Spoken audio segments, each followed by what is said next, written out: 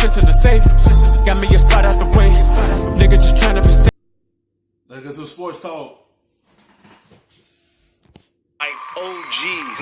It just so happened that this is the glove. He's a Hall of Famer. His name is Gary Payton. What up, family? What's up, fam? How you doing? And everybody knows the kinship that Oakland has with Detroit. Absolutely. We the mini Detroit. No doubt about Detroit.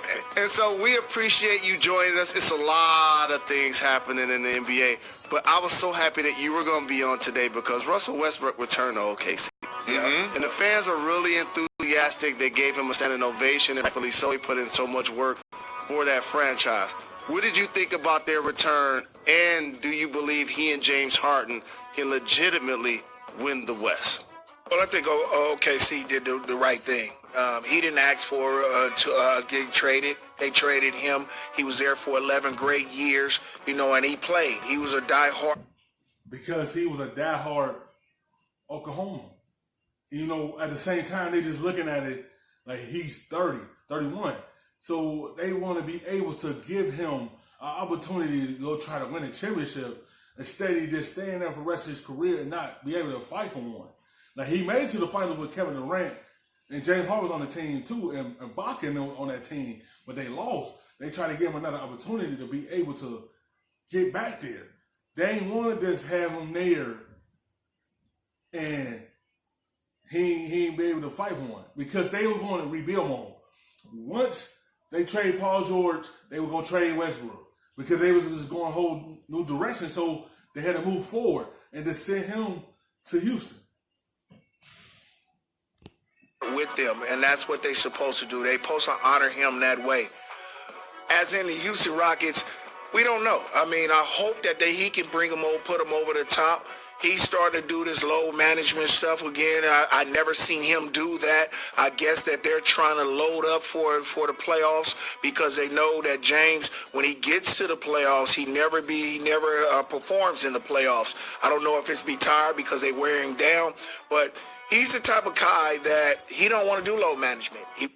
I understand he don't want to do no load management, but at the same time, every time James Harden get to the playoffs, it seems like he's drained because all the minutes he playing and all the numbers he's trying to put up in the regular season, when he get to the playoffs, it seems like he's not into it because he's tired. I feel like they just need to be able to settle him down so when it comes playoff time, he be ready to go instead of being drained every playoffs. Wants to play. He's a playground type of guy, man. He wants to get it. He want to get it in. And I like that guy because he plays basketball. He don't be talking about, man, my body hurt or whatever. He go home and go to rest. They only play for 2 hours. That's all. Jalen, we play for 2 hours, man, and we play more basketball than they did nowadays. Correct. We had more back-to-backs. We had, training camp when we had 2 a days. We did a lot of basketball. We played a lot of basketball. These guys got like a club med. But I respect that, and I think what they're going to do is they're going to want Westbrook and him to be really, really ready because they don't want to do the repeat in the playoffs. And that's a good thing, you know what I'm saying? And I respect that. And if they get it going. That's all. They just have to get it going. They don't want to keep back to the playoffs and not get over the hump and not make a finals. The Rockets only go as hard as Westbrook take them. If James Harden struggling, they ain't gonna do so well. Because Westbrook is the only one that's putting up the points. In that OKC game, he put up 34 and Harden struggled and he put up 17. They need both of them to be going because that's the only way Houston could win their games. They can beat a couple of people in the West. They can beat somebody. You know what I'm saying? And then with Capello, Tucker, and then you got Gordon back now. Yeah, these guys can beat a couple of people. They can go far in the playoffs, and I think that's what they're doing. They're getting ready for that. So I'm really glad that you are here today, Gary, because one thing we always have you guys do for us is take us behind the curtain. Take the fans behind the curtain in some behavior. So take a look at Russell Westbrook last night during the game. He's on the bench. But he's not with the team. He's way on the end of the bench. See him over there? Yeah. By himself. Yeah. Gary, as a fan, I'm looking at this and I'm like, well, that's odd. Seems like he should be part of the huddle. You played in the NBA a long time. Is that normal behavior? That's normal behavior. Yes, it is. Okay. Because if you would have seen me during my time, if you go back to when I played, I used to go onto the scorer's table and sit there. And then I used to look at the huddle and look at Coach Carl, and people would always scrutinize me for that. They'll be like, why is he not listening? But then George Carl would come back and say, yo, don't worry about him. I know he's listening. That's what he does. And that's what to get my mind into it. It wasn't disrespecting my teammates or nothing. I went and told my teammates, this is what I want to do. When we get in the huddle, I want to be over here. You know what I'm saying? It's not nothing personal. I feel comfortable because I got my mind thinking about what I done did wrong.